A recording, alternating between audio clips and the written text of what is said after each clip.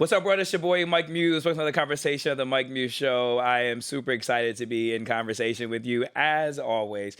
Today is special. I have a special person here to actually talk about something that is very near and dear to my heart, as I've been dealing with these challenges for a while, and I still am dealing with that, and that comes to the issue of sleep and anxiety. But this man doesn't need much of an introduction, if any at all.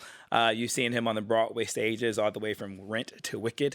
You've seen him on the big screen to Best Man. I'm going to do a little wink with that one. To television, to one of my favorite shows on air right now, The All-American. And don't worry, I won't ask him anything about any upcoming season, the possibilities of any other seasons. An incredible thespian. I mean that with all sincerity. I've had the pleasure of seeing him up and close and personal at work, and it is impressive to see. The one and only Taye Diggs. What's happening, man? It's my own audience right there. Oh, yeah, it's a big audience. Please, everybody sit down, please. Please. Hold your applause. What's happening, Good brother? to see you again, man. Good to see you again. You feeling good? I am feeling good, yes. Thank you for asking. Good. Thank you for asking. You're here to really talk about, I just want to just jump right into it. Let's jump right into it. You are here to promote as an ambassador for this new, I don't want to say new, but for a new medication, prescription drug called Idorsia. QVIVIQ. QVIVIQ. 100%. Which is to kind of help eliminate sleep disorders and insomnia. You know, talk to us about why you chose to get engaged with this. That's a good question. Well, it's actually just quite simple. You know what I mean? I wasn't getting sleep. It started when I had my kid, and I had anxiety surrounding, you know, when he would fall asleep and how long he would sleep, and if I had work the next morning. And then it just increasingly got worse. And I never wanted to admit that I had insomnia just because there was this kind of stigma attached to it. You know, whenever I heard someone had insomnia, I thought there was something wrong with them, or I didn't know if it was, you know, a disease, whatever. But it wasn't until, you know, my lack of sleep started to affect, you know, my relationship with my son and my relationship to work, where I just wasn't, you know, 100% there. So I was forced to kind of go see a doctor and say, what's happening? And I think this is what people need to realize. It's okay to inquire and ask for help, because, you know, your body needs sleep. And I think in this day and age, we're not really paying as much attention to our body as we should.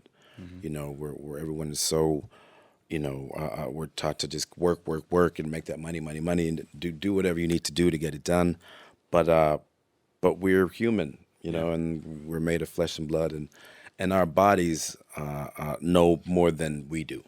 So you need rest. And luckily, you know, I had my son to kind of bounce this off of, you know, when I would drive him to school, and he would say, "Are you all right, Dad? You seem, you know, you seem a little out of sorts, or you seem a little upset, or you seem a little snippy," and it was always when I didn't get the amount of sleep. So I went to see my doctor, and he said, the first thing he said, it was very common, made me feel comfortable. Good.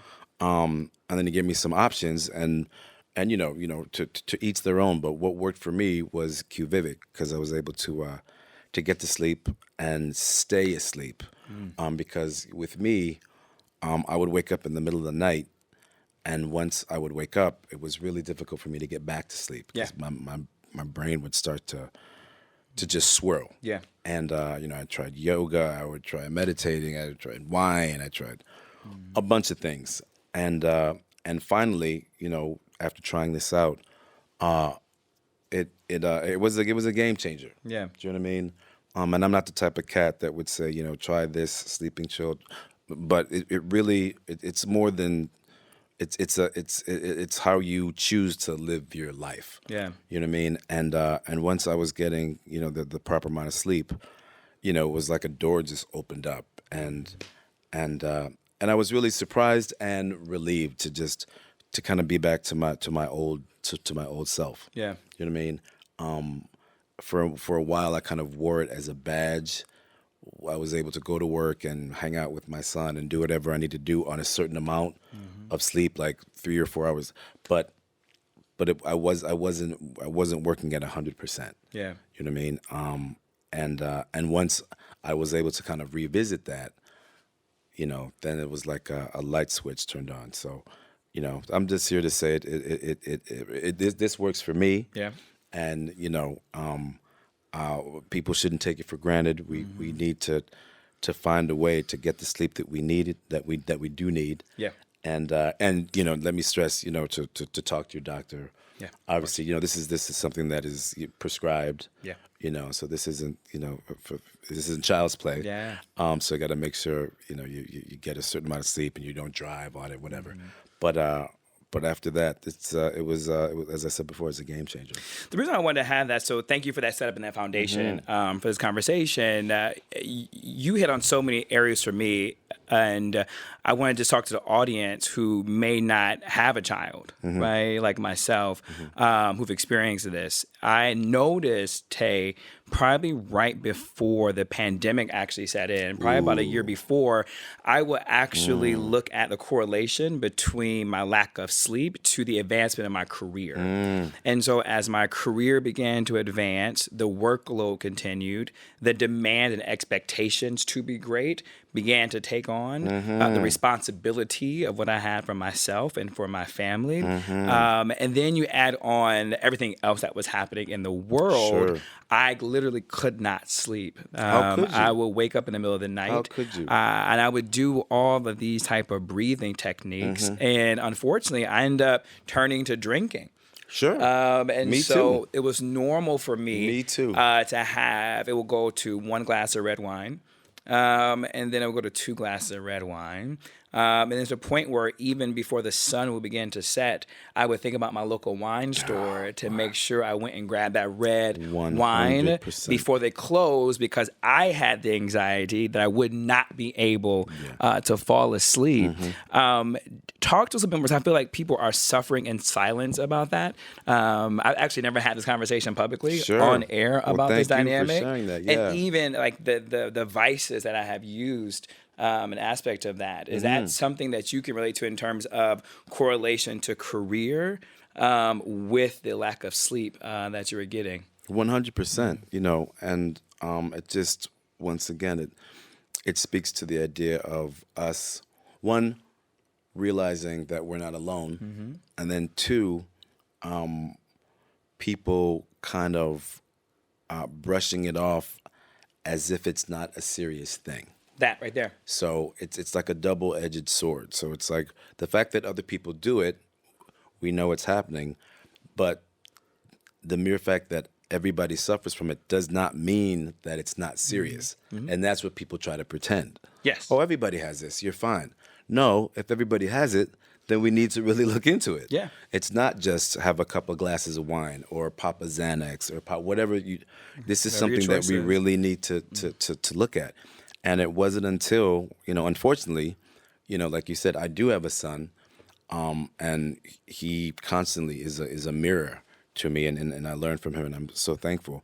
But that's when I realized I needed to just to go to a doctor and see what was going on, because you don't want to get caught into something like that, because that could make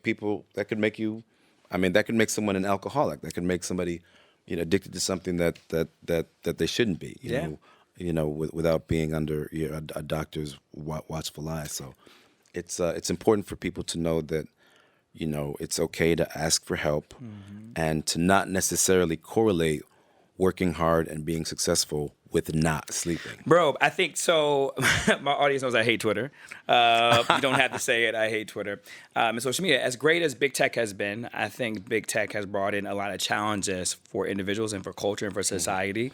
There's this hashtag about team no sleep. So this idea of not sleeping is equivalency to being successful and to accomplishing a dream. And I think that couldn't be further from the truth. I think also, too, as we are looking on social media and we see individuals having what is perceived success. Everyone's in this startup world. Everyone wants to be a founder. Everyone wants to be famous.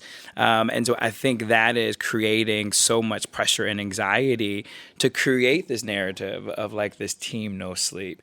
Do you see that? I'm curious your thoughts on that narrative of team no sleep in order no sleeping equals success. And do you see that within your peers and colleagues as you're existing through this media space? Well, I'm I'm a little more mature. So everybody my Yeah. age is looking to sleep whenever we can. Right? Bro, that's a big fact. Yeah. But with these young people, and I can only speak from personal experience, and this is going to be sobering. But my son is only 12, but as you can imagine, he's always listening to what the older kids are listening to, making all their money, but then staying up all night and then going back to the studio, and then that's just what I'm the old guy, speaking, from what I am getting from the music and what people are talking about. But I think we need to listen to our bodies, and for me, I need my rest to be at my best. That's good. You know what I mean? But then Tay, the narrative is always like how, in addition to using this prescription drug that you're taking to as well to get your presumed 6 to 8 hours or just a full night's sleep and rest. The issue even with me in terms of, I believe napping is essential. Right, and I believe napping is a privilege. Sure. As you get to a certain age, a Yes, certain a aspect luxury. in It's a your treat. career, Yeah. it's a treat. But there's always this excuse of finding the time to nap. Right? How does someone like you think about the idea of napping who has such a demanding schedule? Your shoot days may be 12 plus hours, right? Like, how do you prioritize that in addition to the consultation you've been having with your doctor with this current treatment? Well, luckily, with the help of QVivic, I was able to get the amount of sleep that I needed at night. So that I needed to nap less. You know what I mean? One of the side effects of not sleeping was, oh my goodness, was especially in LA when you're driving around. Yeah. I would just get hit, like with a ton of bricks. I would be driving home from work or on my break, and literally not be able to keep my eyes open on the road. That's dangerous. It's so dangerous. Very dangerous.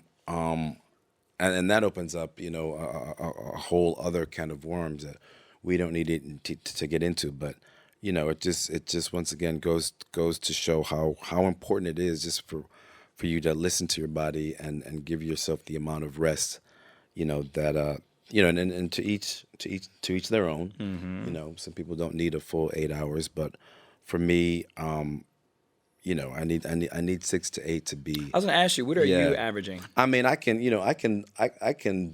work on 2 hours, but I'm at my best when it's 6 to 8, and when I was introduced to QVivic, I was able to get that and wake up alert. Obviously I'm not gotta make sure I get that amount before I drive or whatnot, and people need to speak to their doctors, but it was it just opened the door to what I was not used to. What did you see the value of your work, right? Because I want to get to the value of sleep. So what was the quality of output of your work pre versus post? That's good. That's good because for the longest time, okay, so this is how I would describe it. There's getting the job done, and then there's getting the job done to the best of your ability. This is gonna sound arrogant, but I'm talented. I'm a talented cat. To say the least. I'm a talented cat. But when I wasn't getting my sleep, I was accepting, the lowest level of what I could do. Ooh. Because I thought that's all I could do. But once you're at a place where you can be the best you can be, then it's a different ball game. You know what I mean? Then you can really enjoy it, as opposed to kind of being easy on yourself and saying, okay, well, at least, I showed up to work. Now we're getting somewhere. I said my lines. Yeah. I did my thing. But once you treat yourself the way you're supposed to be treated, so that you can perform at your optimum, then it becomes fun again, as opposed to just getting through the day. The difference is looking forward to the day and getting through the day. So it's almost coasting and just resting on your laurels. Yeah, not even resting though. It's miserable. It was miserable. You know, I was waiting until the day. I couldn't wait till the day was over, so I could just try to have that glass of wine Yeah. and try to get sleep, because it was just, what do I need to do to just get through? Yeah. As opposed to, oh, I'm excited to be here. Let me take another take. As Yeah. opposed to, please no more takes. Let's go to the next scene. You know what I mean? And it's kind of sad when Yeah. when you find yourself, you know, wanting to get away from the thing that you love the most. You know what I mean? But say you reminded me, so individuals who may not be on the stage, an audience for everyone who's not in the acting stage or the media stage, we have to perform. We all have to perform in our jobs. There all is a sense of performativeness, right? Where we all have to perform, and then even engaging with our coworkers, our colleagues, right? That irritableness can set in, right? Especially if you be a team leader. That can set in where you're not being efficient in creating the vision and setting the vision. So audience, although you may not be in the acting space right now, we all have to perform at our job. Sure, Right? And we sure. all have to get up and lead a team. We all have to set the vision, right? And so I think for me, that is the most important part of the quality of the output of my work. I always notice after I do get a good night's rest, which is rare, unfortunately, even still to this day, it's rare. And then even with the pacing of the travel, I still have to be mindful of myself to take some time and to take a beat. But actually, I've never thought about consulting a doctor before. And so this is the first time that I've ever even thought about that as an option Sure. for the lack of sleep, right? Sure. Because we have all these other things, and a lot of therapy. But I would put it on the same level. You know, I think especially with us, with people like us, with black folks, there's this stigma attached to asking for help outside of our familial circle. yeah, You know, whether it be, mental health or sleep or counseling on relationships, it's looked down upon. It's slowly changing, but how I did you think know it's- though, Taye, you need to talk to somebody? Was there a moment you were having, like, were you falling asleep in the shower, metaphorically? Like, were you swerving off the road? Like, when did you know, like, I need to go see somebody about It was this? this is my son. It You was know your what I son mean? who Because did it, no okay. one knows me better than Yeah. him, and I'm very lucky in that his mother and we share custody. So whenever I'm with him, that time is so valuable. And when he notices that I'm not myself, that to me was a wake up call. Yeah. It was a wake up call. Well, Taye Diggs, I'm so thankful that you brought this to the conversation, to Thank the Mike you, Muse and show. thank you for helping to promote it. Yeah, I'm glad you brought it in and making us realize that there are options out there. Exactly. This is something I've never, ever thought about, to be Yeah, honest, yeah. right? And so, but now I definitely want to have a conversation with my primary doctor. Sure. Because I believe in all the above. Sure. Right, I think a lot of Yeah. times we make things a binary choice, not realizing that No, things I can think be it's in important. complement to each other and be Sure, part of sure. the of, And to of the see what toolkit. works for you. Yeah, well, before I leave, now that you got your sleep on, what is the thing that you're looking forward to in terms of creating?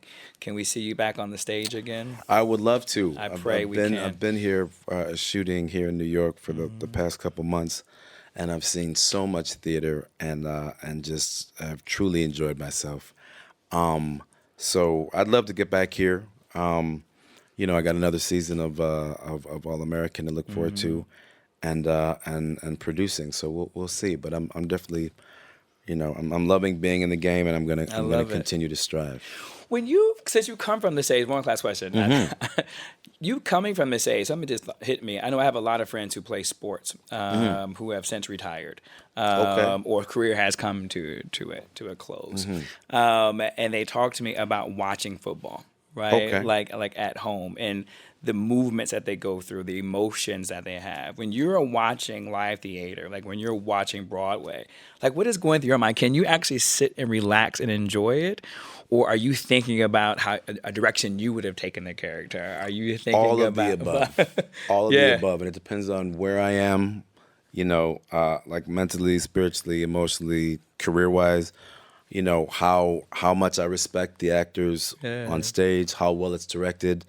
Because sometimes I will literally be mouthing lines as they say it, wondering how I would do it. You know what I mean? Or sometimes, I'll be distracted if something isn't, in my opinion, directed a certain way. But when it's really done well, then I can just sit back and watch. And so much of what's on Broadway today is that. You know, I just saw Into the Woods last night with a couple of my friends that were in it, and it was great. Okay. It was great. You know, the Michael Jackson musical, which is insane. My goodness, that is an insane. My goodness, it's that almost is like right in my wheelhouse. Yeah, that was right when I was coming up, and I knew all of the songs, and it was really, really great casting. Yeah, that production make you feel like you're a part of it. Oh, 100%. Yeah, it makes you feel like you're a part of it. I was very which surprised. is rare that they can do that. Yeah, I thought it would be corny. Yes. I thought it would be so corny, and it was not. Like, I cried, I laughed, I danced, stood up, moonwalked, I did it all. You know what right now is challenging me, and I swear to God, I'm gonna let you go. I keep saying it's the last question. I'm here, man. Is A Strange Loop. That left me with so many questions, right? And I love when works of art can challenge you. And I always say my thesis for the Mike Muse Show is that art and culture holds a mirror up to society that makes us be reflective of who we are. And seeing the way that it was presented on stage challenged a lot of notions that I have. And I haven't left that challenge in a very long time after watching a movie or watching a play. There you go. And I still haven't concluded how I feel about it. And that's when you know that's the purpose of art. 100%. Isn't that? I could not have said it better myself. Well, Taye Diggs, make sure you get some rest tonight. I will. I know I will. You make sure you do. I know what I'm going to do. Until next time, Taye Diggs, man. I look forward to having you come back on the Mike Muse Show. Take care. Audience has been real. See you next time. Peace.